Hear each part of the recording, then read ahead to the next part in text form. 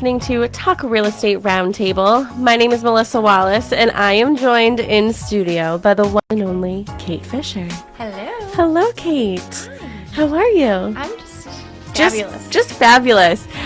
Kate thought that the show started at 7, but that's okay. I was here at 3:30. Well, you were like, so Kate yelled up stairs and said, "Oh, does anybody want anything for dinner? I'm going to order a sandwich," and something about 7 o'clock. I said, the show's at 6:15. We end at 7. I'll be hangry by 7. But you know what? We didn't change the clock here, so it says that it's 7:16 right now. In my world, it's very much 8:16. Yeah. So my cat woke me up at 3:45 this morning, and so I've been up ever since because she thinks that it is later. I don't even know. Is it supposed to be later, earlier, later? Later. Yeah, I don't know. I don't know what day it is, but we're here. We are. We're working it. Here somehow. We are. Kate, you have joined me on the show before, but why don't you reintroduce yourselves to all of our listeners and so they can get to know you? Yes, so I am Kate Fisher. I'm a full-time agent here at Boston Connect Real Estate. We are obviously in Pembroke. I live in Hanson and very much involved in our inner community and our local boards for our realtor associations and kind of all of the community things that I can do because I like that. It makes me happy. I'm a mom. I'm a wife. And today's topic is going to get like a little personal, kind of. Yeah. I know. You told me that you're putting in some of this personal stuff in here, too. Yeah, I love it. I mean, it's just like sometimes people need real life examples. Yeah. And now that I have an accepted offer on a house and I'm sort of at the end, thank you, at the end of my home search journey, I think that this is a really great topic because I sort of went into it thinking like, okay, it doesn't have to be my forever home. I just want something sort of thing. So why don't you tell everybody what we're going to be talking about tonight because it was your idea. So the topic tonight is your first home is just that, and that leaning on the premise of, we all want the dream home. Mm-hmm. I had a client a couple months ago. She called it my for now home. My for now home. Yeah, my for now home. And she's like, I just want something for now. Like, I want to be comfortable. I don't want to need to do, like, extenuating renovations and like all the things. It was a tiny little 1-bedroom house and she was perfectly happy with that. But is that your sale that you had this year? Hatch Street. Yeah. But that's what she wanted. Yeah. But it's tough because you want to go into the house with the beautiful kitchen and the open floor plan and beautiful bathrooms, but like life doesn't always work that way. Yeah. I think it's weird. This is sort of a weird topic for me, only because when I first started my home search journey, so now a year and a half ago, I wasn't looking for a forever home. Not that I feel like I'm sort of in a forever. I'm in a interesting situation right now, but I was looking for something that like I can put in some work and, maybe in a couple years if I'm in a different place in my life because I am purchasing this on my own that, I would be moving on to the next. Yeah. Now I am purchasing something that like, yes, I can make some changes and make it my own, but like it's also a house that you can grow into. Yeah. So like it's not, it could possibly be like another person or like 20 dogs. It could be a lot of things. It could be a lot of things, So that was sort of the interesting part of my journey. Like towards the end, the past couple of houses that I looked at, I was looking at something that like I could sort of be in long term, but make it my own because there is not a lot out there. We talk about that all the time. Yeah. So to make that little adjustment in your home search journey brought me to where I am today, which is closing soon. So, it's interesting that the topic is, your first home doesn't have to be your forever home. It could, and that doesn't mean like, it could mean your first home is for 10 years. Like it could mean 2 years, 10 years, hopefully 15, more than a but year. Then maybe you go on to the next one or whatever, but you're going to be talking about sort of your home journey as well. I mean, you're not actively looking for a house, but you have purchased homes in the past. So we're on our second home and we're really lucky because the equity that we built in our first purchase, we were able to purchase our forever home, and we're on a cul-de-sac with 6 other houses, and everything in our house was not renovated. It's all purely 1984. And we've gone through this house one room at a time and just gone through the cosmetic updates, put in a kitchen that works for now. And then someday when the kids get big, I'll get my beautiful chef's kitchen with things I don't know how to use. Yeah. But Your husband better be listening to this show. The sad part is my husband's a fireman, but he's also a general contractor. And so the things that I want to like actually happen, they take a really long time. Yeah. So for the most part, it's like, what can we do for now to make everyone happy, make everything efficient, make it pretty at least. But some of those things are like longer term end games. Like we haven't renovated our bathrooms, and I'm okay with that because I feel like design elements of bathrooms they change so often too. Yeah. And I have little boys, so I'm not really worried about how the bathroom looks at this point until they're maybe a little bit older. But the reason I picked this topic is that a lot of people really, like, we're in a crunch where all the homes that are sitting on market are homes that need love. Yeah. Like, they need the paint, they need new cabinets, they need new flooring. And people are like, I can't do all that. Yeah. But it's actually not that bad. Like, there are some people that truly can't. Yeah. But paint goes a long way. It really does. And again, I really only speak from my own personal experience, but the home that I'm purchasing, like, it has really great bones, and it was taken care of really well. Yeah. You know, it's had one owner since the 60s. That's you amazing. Know, so somebody who took care of their home and came from the mindset of like, if it wasn't broken, you didn't need to fix it type of thing.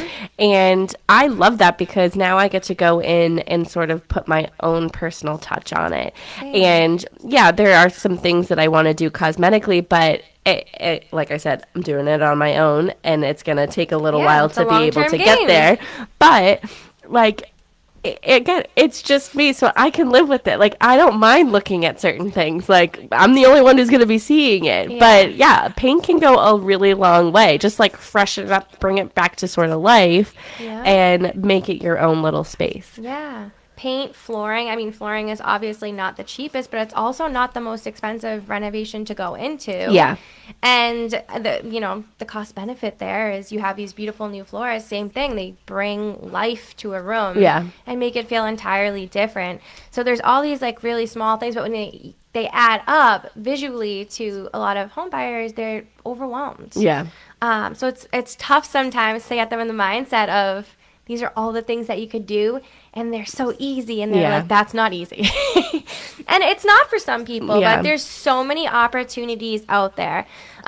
So, like I said, I felt like maybe we should, I'll get a little bit personal and share our story of our first really gross, nasty house. Okay.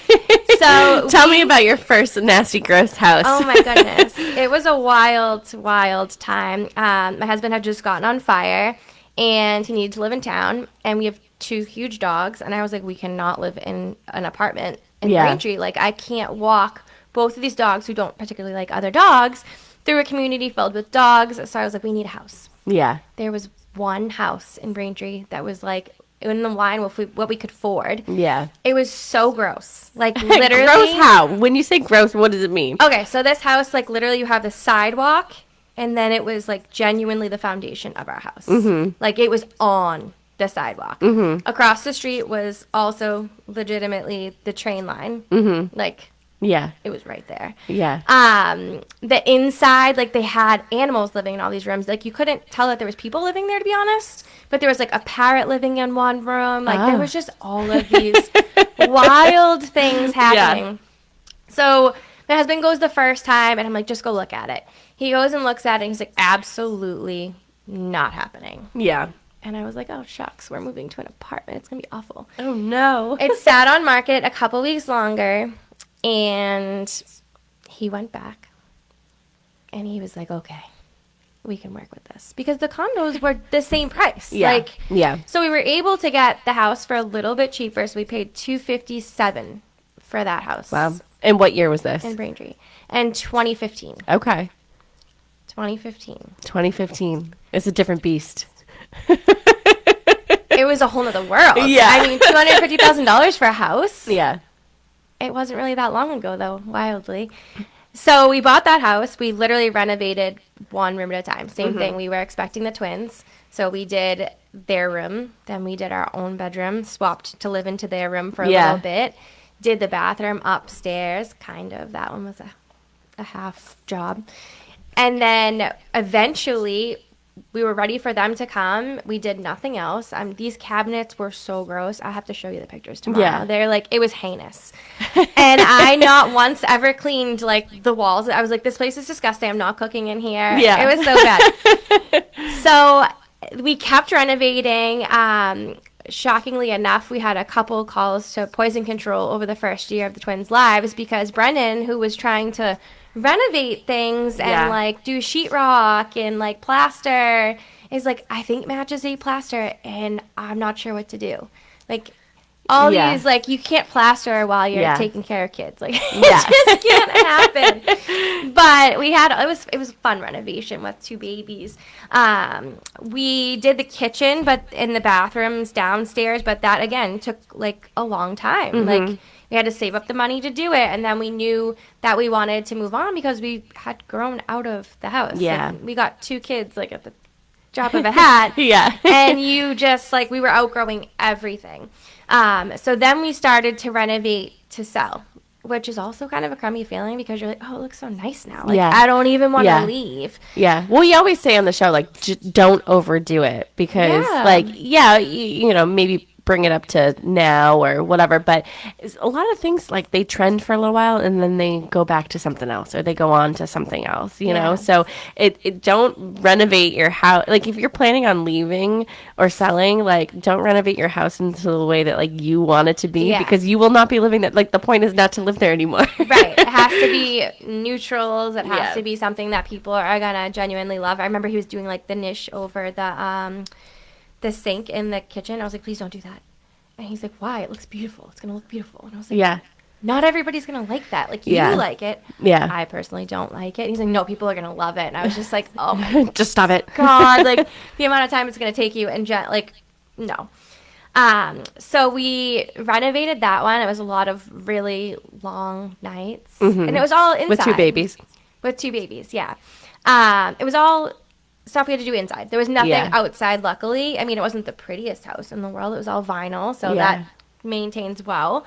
But then we put it on the market, and we weren't sure where we were going to go because there was very limited inventory in that year of 2018. Yeah.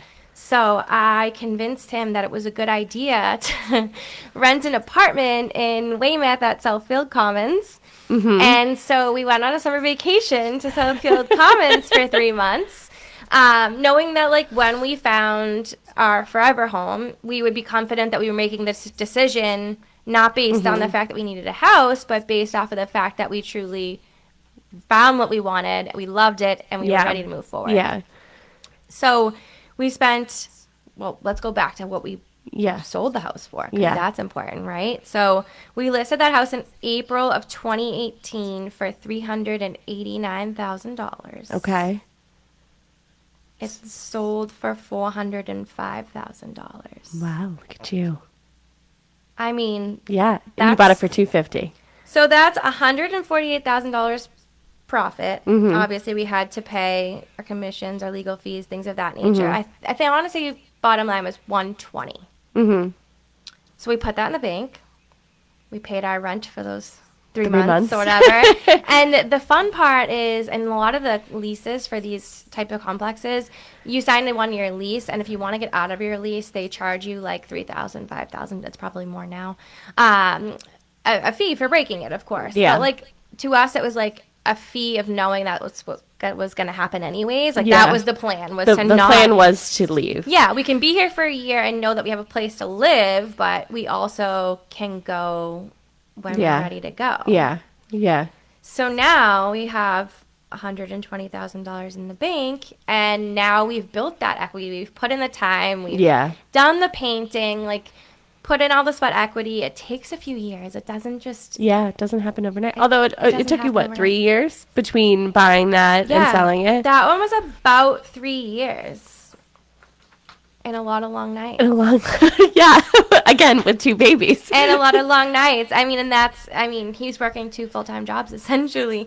I don't know how he even got that done. But the fun part about that is it really seems like tiresome when you're going into it, but like all these houses that need the love are such opportunities because they are literally how we like build wealth in real estate. Like that $120,000, we can roll into a new property, put 20% down, not have to pay PMI. There's a million different things you can do with that money. Mm-hmm. Yeah. So what did you do with that money? So what did we do with that money? What did you do with that money? Well, we enjoyed the great summer at Southfield Commons. It was when they had like the airplane hanging there, and you could go down there and have drinks. And that's cool. All the little fun shops and stuff. It was awesome. It was a great summer. But so we finally found a home on the little cul-de-sac, like I said. It was a colonial. I don't really love colonials, to be honest, but why? It's just so like boxy, and they're all kind of the same, and it's not my favorite. I enjoy character, but it was like the perfect location. Yeah. It's like they always say, like, buy the ugly house in the great neighborhood because you can change the ugly house, but you can't change like the location of your house. Yeah. So it was a 4-bedroom colonial. It, like you said, was very well taken care of. Mm-hmm. There was wallpaper everywhere and multiple layers of it. Was it different in every room? Oh, yeah. Oh, yeah. Like, over the light switches and everything. Like, it was perfectly aligned. It was impressive. And, you know, in the 90s, that was probably, like... Did it have, like, dark red walls anywhere? Yes. I just think... See, I can... That's what I think of when I think of a house that has wallpaper. Yeah. There was a lot of green and a lot of the dark burgundy red. Yeah. So I was making PowerPoints... every week of houses that I liked and the like pluses and minuses. Yeah. Like, this is how far it is to this friend's house or that friend's house, or this town has free kindergarten. Most of them do now, but then they didn't. Yeah. And I would literally make these PowerPoints every week, probably on Wednesday when most things come on market, and we would just kind of like giggle our way through them. And there was one week I was like, I'm going to show them all to you, but I already know which one I want. And he was like, so why don't you just show that one to me? And I said, well, I just feel like you should look at all of them. He's like, no, I just want to see the one that you want. So he looked at it and he was like, this is the same house that's been built 900 million times all over America. I know exactly what, like, the blueprint of it is, inside, outside, mechanics. It has a 2-car garage, so he was happy. There was a pool. Nice back deck, and although every single room needed to be renovated, like, that's doable. It had good bones. It had good bones. It had good bones. The septic system was newer, like, that's important. Yeah. Because you didn't have septic in Braintree. Oh, no. Correct? Yeah. No, you have town utilities, which are much cheaper, like town sewer, town water. Yeah. That part was amazing. But yeah, so he was like, just go buy it. So I went. Just go buy it. Just go buy that house. I went and looked at it. Yeah. And he didn't come. And I called him and I was like, okay, well, this is what we're going to do. And he was like, just waive the inspection. I'm not spending money for someone to tell me what I already know. And I was like, nobody did that then. Yeah. Like, that didn't really happen then. Yeah. And I was like, oh, okay, well, as long as you're comfortable with that. So we waived the inspection. And we got that house. We put in the offer for $400,000, which was like a lot for a house then. Yeah, kind of. And they called back and they said $5,000 more, and it's yours. And I was like, okay, yep, okay, we're good. I don't need to call them back. So we bought it and we moved in, and we downy and hot watered all of the walls to pull off the wallpaper. The wallpaper. And you can still kind of smell downy in my house sometimes, to be honest. It was a trip. Yeah. It was a trip, and it was almost like you just left this house that was fully renovated to move into another one that needs to be fully renovated. Mm-hmm. Yeah. It's wild times. Yeah. So how long are you still doing your renovations? Or how long? Oh, yeah. They're ever going. How long did it take you to get to the point, like, where you're like, okay, like, the big sort of things are done. Now it's just, like, the little, like, things that might bother you or things that you want to change. So back to, like, being a general contractor's wife, nothing is ever finished. So most of the projects, although beautiful, There's always like something that still needs to be done. Yeah. But we did all the major things. We painted the outside of the house. We put in new windows. That was fun. We were doing that in the middle of me being pregnant with Cam. I was like 8 months pregnant, and he's putting in windows in the middle of the winter. He's like, if you wake up and you think the baby's coming, you need to tell me. And I need to board these windows up. Like, Yeah. This is very uncomfortable. I'm feeling a lot of pressure. Yeah. But we replaced all of the windows. We did the flooring downstairs. And we have that really beautiful, I think it's pine. Pine? Yeah. Pine. No, A pine it's not tree? pine, it's oak. Oak tree? We had like really nice oak floors, and I was like, "Oh, Brennan, I don't really like these." And he's like, "They're beautiful floors. What don't you like about them?" Yeah. Yeah, I want ones like we had in the other house. So we put those floors on top of the old floors in case someday I changed my mind. Yeah. And put padding in between them because those things come back. Like there'll be a time where that type of flooring Yeah. is trendy again, and Yeah. what I probably want, and he's just Well, you gonna can be like, refinish the red oak and like do like a like Sharon Yeah. has red oak and she refinished her floors with a water base, so hers are light now. Oh. Like they're not like a rich red like they were before. Now if you do like a water base, I think it brings like the lighter color out. That's what she told me to do with my house. That's fun. Yeah. We slapped it right on. We painted. Yeah. We put in a good for now kitchen. The cabinets were legitimately being held up by like propane bottles, like the little tanks that you use for like a blowtorch. Uh-huh. We're holding up the shelves in the cabinets of the kitchen. It was a lot of fun. So we took those out and we put in like your simple Home Depot shaker cabinets and just made it bright and light and Yeah. So us. so your home ownership journey, with your husband has been you purchased a home because that you needed to be in a specific location. You purchased your second home because your lifestyle changed. You had two babies and then you got a third baby on the way with the second house. So your lifestyle also has changed. That is a factor, Oh yeah, 100%. And like I said, like I'm purchasing my first home on my own. Who's to say that in 10 years my life is totally different and I have all these other people in my life, whether they're, big like me or little, it just you never know what your own personal journey is. Yeah. So your home ownership journey can change as well. Yeah, and even like people say like, "Oh, my forever home, I'm staying here forever." Like I've already had 2 calls this month of people being like, "That's it. We've outgrown it. Like, we need to find somewhere else." And I'm like, Yeah. "But you guys," and they're like, "Nope, it's not going to work." Well, especially, think about all the buyers that you have. How many buyers do you have that are like in my price range and are looking for like 2-bedroom houses Yeah. that are like it's not gonna just work. starting off like with their lives? Yeah. They will outgrow it. Of course. Yeah. Of course. But I think the stat is a forever home for most people ends up being 5 to 7 years. Oh, interesting. Yeah. Sorry, I have to cough. Yeah. Oh, get it, girl. 5 to 7 years. 5 to 7 years, yeah. I drank water too fast. Hold on. Oh my goodness. Slow it down. Slow it down. I know. Yeah, well, I'm trying to slow my life down a little bit. I want to enjoy my house for a little while, but 5 to 7 years, interesting. What, your life changes in 5 to 7 years, or you outgrow your house in 5 to 7 years? It depends. Like, just most people's purchase of a forever home, they expect it to be forever, but it's generally 5 to 7 years is the overall trend of people selling.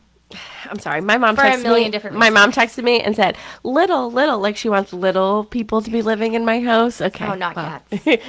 Yeah, I think I need a big person to live in the house with me first. So, yeah. Your life does change. Yeah. Like your life could change in an instant. So Yeah. to think that. I don't know. I would be nervous looking for my forever home. Of course, because it's supposed to be forever. Yeah.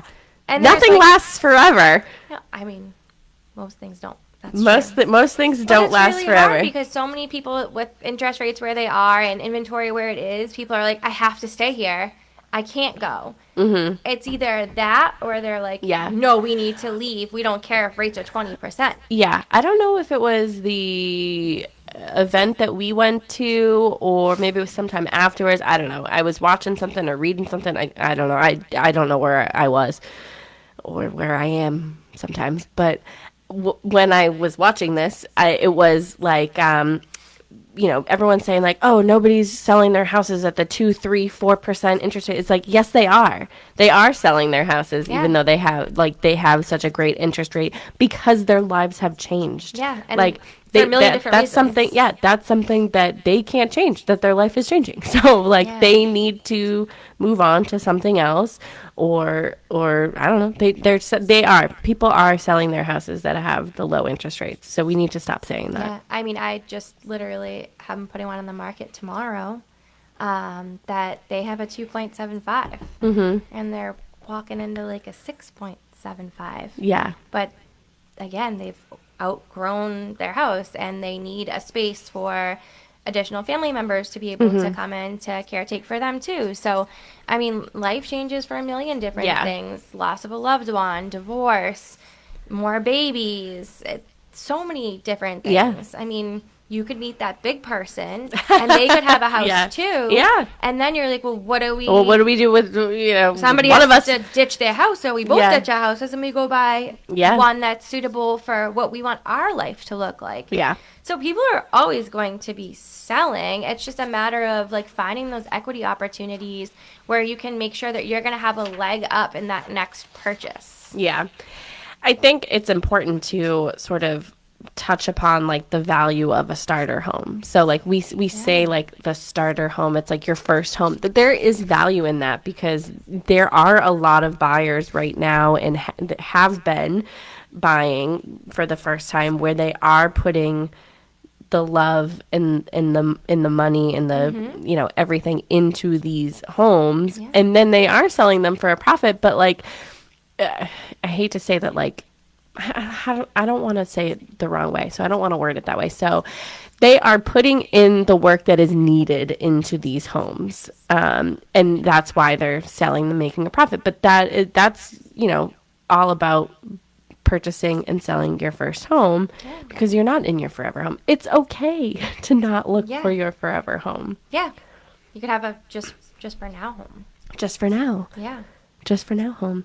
Anything else about like, and I wanted to give you the opportunity to talk about your new listing too, and we will get to that. We will get to that. But we have about like 15 minutes left in the show. But what else do you want to say about your sort of home journey? All right. So everyone's talking about like you can just refi later. Yeah.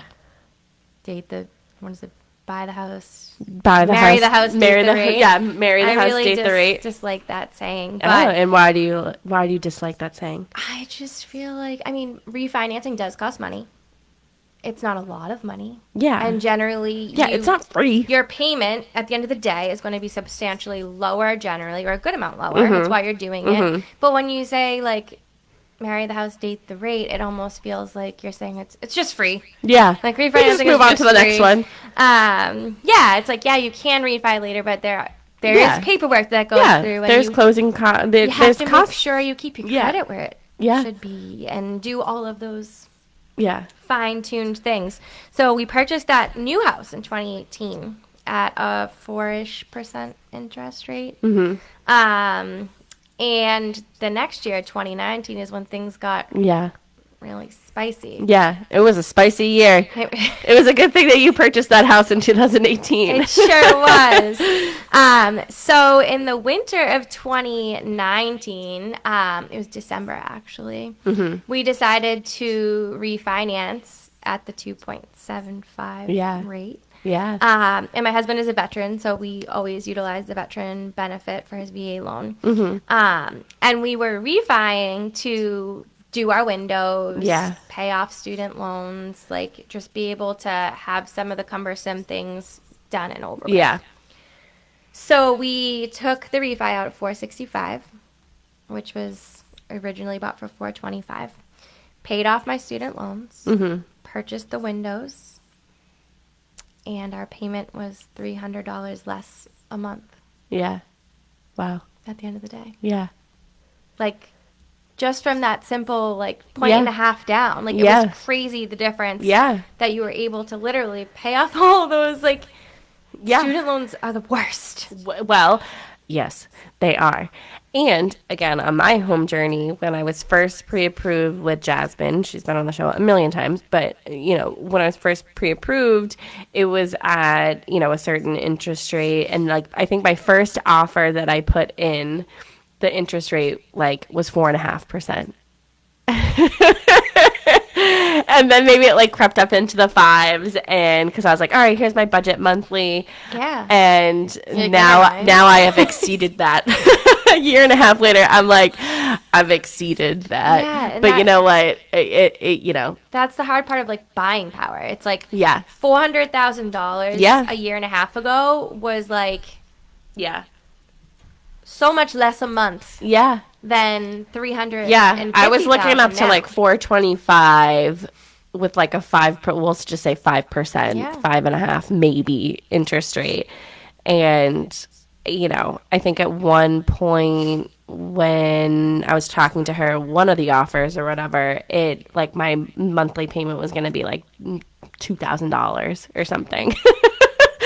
And I'm just like, yeah, that's that was then, and this is now. Yeah, I should have just dove into that one. Into that. It's so hard because I feel like I say this a lot. Like full disclosure, I don't want to sell you a house to sell you a house. Yeah. I just want you to understand where I'm coming from. Yeah. Like, this is my thought process behind why I'm explaining the situation to you this way. Because it's like, we're not out there like selling knives door to door, Yeah. like magazine subscriptions or something like that. Like, yeah, it Mary like Kay. genuinely like makes me happy to like get someone Yeah. into that first Yeah. home. Like, that's my favorite. It's like first time home buyers are your favorite? They're just like so grateful and Yeah. happy, and they want to be educated about what's happening, and it's new for them.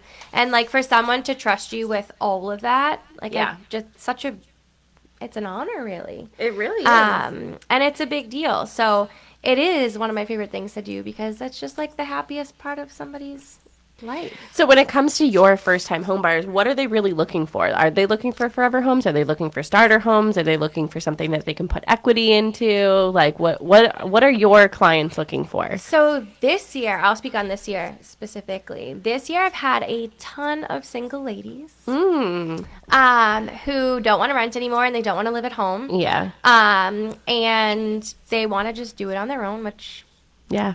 as they should. Power Yeah. to them. We hear you. But a lot of them were last year Yeah. in your position where they had $425 to spend, Yeah. and now they're down to like $350, and it's impossible With, a higher interest rate and a higher monthly Yeah. payment. Yeah, so they weren't looking for, anything more than something that was livable, pretty, because it was just Yeah. them, and was a payment that they could afford. And then from the family dynamic, all those guys have just been growing out of their houses. Yeah. So they need to move on too. And they'll be calling you. I got that call this week. It's my favorite call. Oh, it is. We need a bigger house. Okay. I can find you one. I can find you one. We can find you one. So we'll finish up with my little story. But so the equity as of today in that purchase, so the Zillow machine and the Redfin machine, which is not ever accurate, Yeah. but we're just You should do a gonna go CMA out on your own today. house. I should. You should. I don't know if I I'm think I want to give you that homework. I'm not allowed to ever leave. Well, Sharon does it on her house, and she's never leaving her house. Friends, like, you can buy some shack on the beach and you can stay there, but I'm never leaving. Yeah. That's why I was My challenge to you is do a CMA, so a you really CMA know on what your our equity house. is. Well, Redfin says it's worth $673, which I think is like on par. But that would give us $250,000 in equity. Mm-hmm. So like Since 2018. yeah, that's Yeah. not a long time. Yeah. And to think about like the things that we have done, they're like, again, making it light and airy and fresh. They're not like grandiose. Yeah. like, And don't you have a renovations. she shed or something? we do. Well, it's a So- 3-season porch. Oh, okay. We call it the she shed. It used to just have like, how screen doors have like the screen Yeah. on the top and the bottom is Yeah. just like Yeah. the sides used to just be those. Like, Yeah. But they somehow managed to secure them all together, so it like screened in the whole Interesting. porch.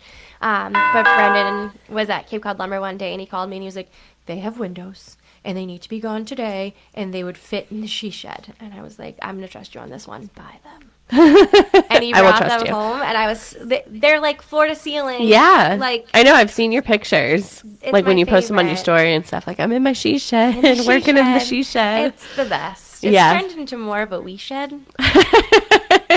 Is it with the kids or is it with Brennan? Honestly, all of the above. Like all of the above. But yeah, I really wanted to kind of use like a real life example of like, if we wanted to sell tomorrow because we outgrew our house or circumstances have changed, like we now have that in our back pocket of we could put this money down on our next house and be able to have, the wealth built to do that. Yeah. And that, I mean, how great does that feel? I know that you said that you're in your forever home, but like, how great does it feel that like, if for some reason you needed to move, you would have the ability to do that because of the great work that you've done in your home? Yeah, it does feel the security. It gives you security. It's pretty cool to be like, we both grew up in families that like my mom and dad didn't own a house, so we were much older. Yeah. So it's nice to know that like you learned the lessons to do the right thing. Yeah. And just to kind of build that for your kids and to show them that those are things that we can do and be able to kind of guide a path for how you can do those things, because the how is such a difficult part of even starting. You have people that come and want to buy, but they have no idea where to even start because no one in the family's ever done it before. Yeah, I mean, it's such a great lesson for your kids, and just to like have that sort of financial stability to be like, okay, this is how you do it, and plus you have the knowledge, you're in the industry, so that helps. Were you always in real estate during your home purchase journey? No. So actually, when we purchased the first home, gosh, where was it? That was 2015. No, I owned a tanning salon. Oh. I had just left. Well, I had left here like 2 years before. Yeah. I was originally here at Boston Real Estate. And then I went to go work at John Hancock in Boston. Mm-hmm. And I had several different positions there, but most were in a financial advisory position where I was essentially the liaison, if you will, between clients and their advisors. Mm-hmm. So I'm actually like technically a not certified financial planner, but I still have all my securities licenses. Mm-hmm. So. Oh, nice. No big deal. Yeah. You know numbers. No big deal. I still have those and I keep them, but no, I was definitely in finances, so I knew like what the right thing to do was. But now it's like and it helps to have somebody who can work on your house too. Yeah. Oh no, that's definitely. I know it sounds easy when I say it, but honestly, like there's stuff that like we don't want to do either. Yeah. And we will find someone to do that, hopefully. And like trading, everybody knows an electrician or HVAC person. Like if you or your spouse are you're in the trades, you'll always have a job. Yeah, like trade with friends. Yeah. Barter. Frame my basement. I'll paint your kitchen, your living room. Like it's Go back to the old days. Yeah, you got to barter. Had to trade for. I have a skill. Do you have a skill? Corn. Figured it out. Yeah, corn. Cheese and all the things. I like corn. Corn's got a bad rap, but I like corn. I like creamed corn. Oh, yeah, we're not the same. Such a weird. With mashed potatoes. Oh, I do like mashed potatoes and corn, but not creamed corn. So good. So we only have about 5 minutes left in the show. I want to give you an opportunity to sort of wrap up this and let everybody know about your new listing. So anything else you want to talk about when it comes to your first home is just that? I want everyone to have an open mindset about opportunity. Yeah. Because life is scary, and sometimes the most exciting things feel really scary. Yeah. And sometimes it's excitement. Yeah, life is scary, but home ownership doesn't have to be. And I'm like this week, it's like I'm getting all of the final stuff ready. And I'm like, I said to Jasmine, and then I said it to Sharon today, I was like, I didn't realize like how much of an adult I wasn't until this week. Like this week, I'm like calling this person, I'm on this person, I'm getting this document. I'm so deep in my finances that I'm like, oh my gosh. Like, Oh my What? goodness. Yeah. So I was like, oh, I'm taking tomorrow off to like get Get it it all together, get it all situated, get my part all done, putting it in the hands of everybody else. powers that Yeah. be. Yeah. And just, getting to the closing table. But I'm like, I got, and we said it this morning because Trish Flynn, who's a full-time realtor here at Boston Connect Real Estate, she does this thing every Tuesday. It's an accountability meeting, and I stood up. Everybody was saying like, when you're buying a house, you got to take some time off of work, and I was like, I'm taking time off. I need to take time off to get it done. Like, yeah, you guys got to figure it out because I do have to take some time off. But I'm glad you're doing that. thank you. That's Yeah. necessary. So you have a new listing. I do. Can you tell everybody about it, or? I mean, it comes out in the morning, so I think I can. Yeah. Is that fair? Yeah. Awesome. So my new listing is 16 Three Rivers Drive in Kingston. Nice. It's a 3-bed, 2.5 bath colonial. Mm-hmm. She's not brandy new, but she's very young. She's Yeah. 2014 it was built in. It's in a really large neighborhood in Kingston, so lots of like walkability and friends to make, if you will. Yeah. Great yard, fully fenced in. The kitchen is beautiful. The living room has great cathedral ceilings.